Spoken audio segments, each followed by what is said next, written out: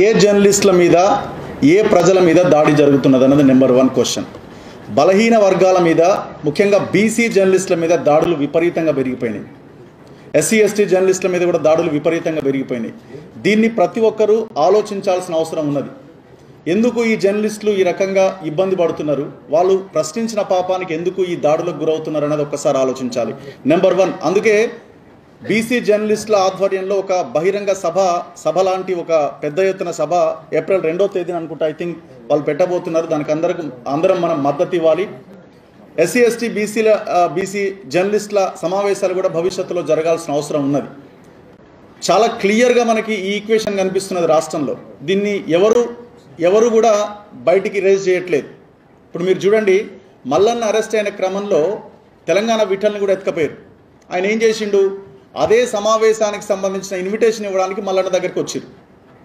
దాంతోపాటు సతీష్ కమాల్ అనే ఒక జర్నలిస్ట్, సీనియర్ జర్నలిస్ట్ని కూడా ఆయన్ని కూడా అరెస్ట్ చేసి తెల్లారి మధ్యాహ్నం 12 గంటలకు వదిలిపెట్టారు. ఇట్లా అందరూ జర్నలిస్టులు, దాడులకు గురవుతున్న జర్నలిస్టులంతా బలహీన వర్గాలకు సంబంధించిన వాళ్ళు. దీని మీద ఒక కార్యాచరణ కావాల్సిన అవసరం ఉన్నది. నెంబర్ 2, ఇవాళ ప్రతి ఒక్కరూ మాట్లాడుతున్నది భాష. మల్లన్న ఇట్లా మార్చుకోవాలి, అట్లా మార్చుకోవాలి అని. తెలంగాణ ఉద్యమ సమయంలో కేసీఆర్ ఫ్యామిలీ ఉపయోగించిన భాష మనందరికీ తెలుసు. ఒక చిన్న ఎగ్జాంపుల్ మీకు ఒక ఆడియో వినిపిస్తా. ఈ హరీష్ రావు అనే వ్యక్తి మాట్లాడిన ఈ మాటల్ని వింటే ఎన్ని నెలలు ఆయన జైల్లో ఉండాలో ఒక్కసారి ఆలోచించండి. ఒకసారి ఈ ఆడియో వినండి. ఇదేనండి.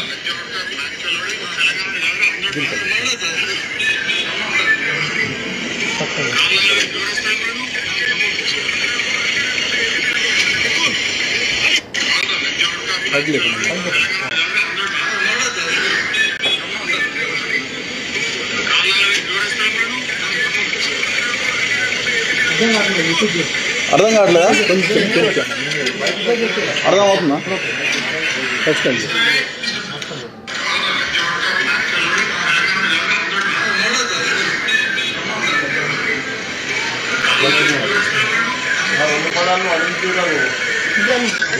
ఈ భాషను నేను వాడలేను.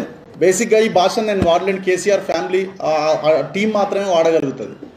అంటే మనం కనీసం ఒక అక్షరం కూడా ఈ మాటను మనం మాట్లాడలేము. అంత భయంకరమైన భాషను వాడింది కేసీఆర్ ఫ్యామిలీ. వీళ్ళు భాష గురించి ఇప్పుడు మాట్లాడుతున్న జర్నలిస్టుల గురించి మాట్లాడతారు. ఇదే కౌశిక్ రెడ్డి ఒక గవర్నర్ను ఉద్దేశించి, గవర్నర్ వ్యవస్థ మీద భిన్నమైన అభిప్రాయాలు ఉండొచ్చు ప్రతి ఒక్కరికి. ఆ మహిళా గవర్నర్ని ఉపయోగించి కౌశిక్ రెడ్డి మాట్లాడిన భాషకి మరి ఎన్ని రోజులు జైలు పెట్టాలా? మార్చుకోవాలంటే ఒక ఇష్యూ రైజ్ అయినప్పుడు దాని మీద అగ్రెసివ్గా మాట్లాడడంలో తప్పేముంది అంట. నేను ఇన్ని రకాలుగా తెలంగాణ ప్రజలు నష్టపోతున్నప్పుడు కొంత అగ్రెసివ్గా ఫోకస్డ్గా మాట్లాడితే తప్పేముంది అంటున్నా నేను. టీఎస్పీఎస్సీ పేపర్ లీకేజ్ విషయంలో మేము క్వశ్చన్ చేస్తున్నాం. బక్కా జడ్సన్ గారు ఆ విషయాన్ని లేవనెత్తిరు మొన్న. టీఎస్పీఎస్సీ పేపర్ లీకేజ్ విషయంలో మేము చాలా చిత్తశుద్ధితో పనిచేస్తున్నామని కేటీఆర్ అంటాడు.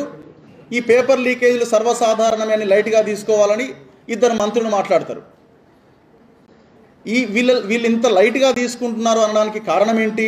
అసలు ఈ విచారణ నిష్పక్షపాతంగా జరగట్లేదు అని చెప్పడానికి ఒకే ఒక రీజన్ మాకు దొరికింది. ఏంటంటే, ఎవరినైతే సిట్ ఇన్ఛార్జిగా వేసిర్రో ఆ సిట్ ఇన్ఛార్జ్ ఈ క్షణానికి జైల్లో ఉండాలి. ఆయన మీద 4 వారాల జైలు శిక్ష పడ్డ కేసున్నది. 24/11/2022 నాటికి ఆయనకు ఇచ్చిన స్టే అయిపోయింది.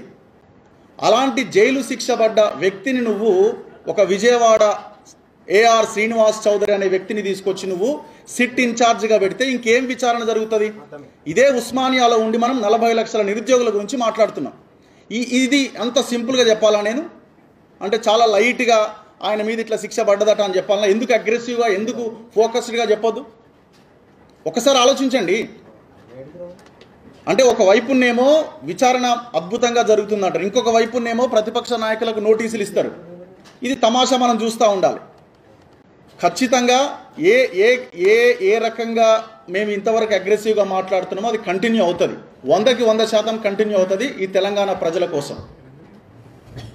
సో ప్రజలారా దయచేసి ఆలోచించాలి. అచేతనంగా చాలా లైట్గా ఏదో రౌండ్ టేబుల్ సమావేశాల్లో పాల్గొని ఇవాళ అయిపోయింది, మళ్ళీ రేపు ఇంకో రౌండ్ టేబుల్ సమావేశం, ఇక్కడ కాకపోతే సోమాజిగూడ ప్రెస్ క్లబ్, ఈ స్పీచ్లు ఉపన్యాసాలు దయచేసి పక్కన పెట్టాలి. రోడ్ల మీదకి వచ్చి మనం క్వశ్చన్ చేయకపోతే ఈ సమావేశాలుగానే మిగిలిపోతే ఎవరికి ఉపయోగం ఉండదు. సో ఇది గమనించాలని నేను కోరుకుంటున్నా. ఈ అవకాశం ఇచ్చిన అందరికీ ధన్యవాదాలు. హాయ్ ఫ్రెండ్స్, మా టుడే టుమారో యూట్యూబ్ ఛానల్ చూస్తున్నందుకు చాలా థ్యాంక్స్. మరిన్ని లేటెస్ట్ వీడియోస్ కోసం వెంటనే సబ్స్క్రైబ్ చేయండి. అలాగే ఈ బెల్ ని కూడా రింగ్ చేసేయండి. మా నోటిఫికేషన్స్ అన్ని మీ మొబైల్లో వస్తాయి.